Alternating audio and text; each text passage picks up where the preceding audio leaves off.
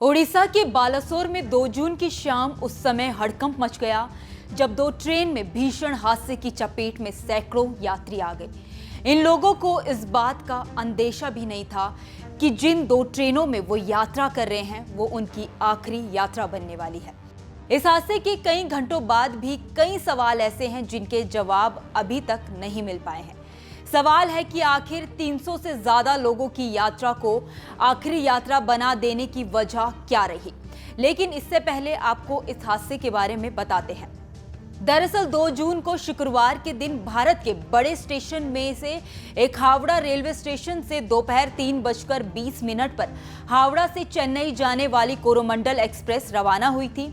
इससे करीब 5.5 घंटे पहले साइबर सिटी के नाम से मशहूर कर्नाटक के बेंगलुरु रेलवे स्टेशन से चलने वाली बेंगलुरु हावड़ा सुपरफास्ट एक्सप्रेस सुबह 10:35 पर निकलती है। कुछ दूर चलते ही दोनों तरफ से चली ट्रेनें स्पीड पकड़ती हैं और अचानक से ओडिशा के बालासोर स्टेशन से थोड़ा आगे बहनगा बाजा स्टेशन की आउटर लाइन के पास शाम 7 बजे 3 ट्रेन सबसे बड़े हादसे का शिकार होती है। हादसा इतना गंभीर था कि दूर दूर तक डिब्बे बिखरे हुए दिखे। ऐसा लगा जैसे कोई बड़ी आपदा आई है। मौत का वो तूफान जहां कोरोमंडल एक्सप्रेस की बोगी मालगाड़ी में टक्कर के बाद उसके ऊपर तक चढ़ गई। एक झटके में कई यात्रियों की मौत हो गई। जिन यात्रियों को हंसते हुए ट्रेन के डिब्बे से निकालना था उन्हें ट्रेन के डिब्बे से काटकर निकाला गया। जिस भारतीय रेल में रोज ना जाने कितने लोग सफर करते हैं, उस देश में इतना बड़ा रेल हादसा हो जाए तो कई सवाल उठना तो लाजमी है। इस भयानक रेल हादसे ने भी कई सवाल ऐसे छोड़ दिए हैं जिनके जवाब अभी तक नहीं मिले हैं। आइए जानते हैं कौन से हैं वो सवाल।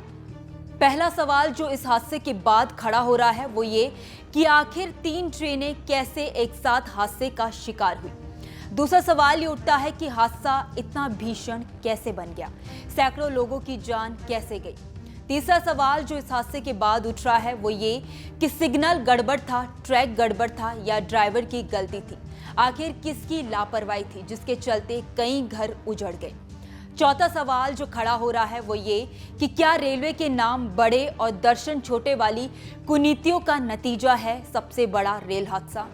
पांचवा जो अहम सवाल खड़ा हो रहा है वो ये कि ट्रेन को टक्कर से बचाने वाली एंटी कोलिजन डिवाइस का देश में पहली बार 2011 से 12 में ऐलान होता है, फिर क्यों 13 साल बाद भी ट्रेन टकरा रही है। वहीं अगला सवाल ये खड़ा हो जाता है कि ट्रेन की सुरक्षा के लिए तैयार हुई कवच योजना का आखिर क्या हुआ। और आखिरी सवाल ये है कि क्या अभी देश में हर ट्रेन को हादसे से बचाने वाले कवच में लंबा वक्त लगेगा, अगर हाँ तो कितना। ये कुछ सवाल हैं जो इस देश के हर नागरिक के जहन में हैं। इन सवालों के जवाब अभी तक नहीं मिल पाए हैं। आपको बता दें कि इस घटना वाली जगह पर 4 रेलवे ट्रैक थे। हादसे के वक्त 3 ट्रेनें थी, एक के ऊपर एक रेल चढ़ी और मौत का मंजर सबके सामने है। इस हादसे की एक ऐसी तस्वीर भी सामने आई है जिसे देखकर रूह कांप उठेगी। कोरोमंडल एक्सप्रेस में रेलवे की पटरी ट्रेन की निचली परत को चीरकर अंदर घुस चुकी है। रिपोर्ट्स के मुताबिक अपलाइन पर कोरोमंडल एक्सप्रेस को ग्रीन सिग्नल मिला हुआ था, जहां लूप लाइन यानी कि अपलाइन के बगल वाली लाइन पर एक मालगाड़ी खड़ी थी। दावा है कि अपलाइन से चेन्नई जाती कोरोमंडल एक्सप्रेस फुल स्पीड से लूप लाइन में घुस जाती है और लूप लाइन में खड़ी मालगाड़ी को टक्कर मारती है। भीषण टक्कर के बाद कोरोमंडल एक्सप्रेस के 21 डिब्बे पलट जाते हैं और डाउन लाइन पर कुछ डिब्बे गिर जाते हैं और तभी डाउन लाइन पर आती यशवंतपुर हावड़ा सुपरफास्ट एक्सप्रेस ने अपने ट्रैक पर गिरे डिब्बों को टक्कर मारी और इसके भी 2 डिब्बे पटरी से उतर गए। ऐसे में एक सवाल ये भी है कि देश में पटरी से ट्रेन के डिब्बे तो पहले भी उतरे हैं, फिर मौत का आंकड़ा इतना ज्यादा कैसे हो गया। वहीं अगला सवाल ये उठता है कि अगर एक ट्रेन के डिब्बे दूसरे ट्रैक पर गिरे थे तो दूसरी ट्रेन क्यों नहीं रुकी। इस सवाल के जवाब में वंदे भारत ट्रेन के जनक कहे जाने वाले रिटायर्ड मैकेनिकल इंजीनियर सुधांशु मणि ने बताया कि 8.36 एक ट्रेन डिरेल हुई तो दूसरी तरफ से आती ट्रेन को बचाने का टाइम नहीं मिला होगा। खैर, इस पूरी खबर को लेकर आपकी क्या राय है, आप हमें कमेंट करके जरूर बताइए। वीडियो अगर पसंद आया हो तो वीडियो को लाइक और शेयर करना ना भूलें।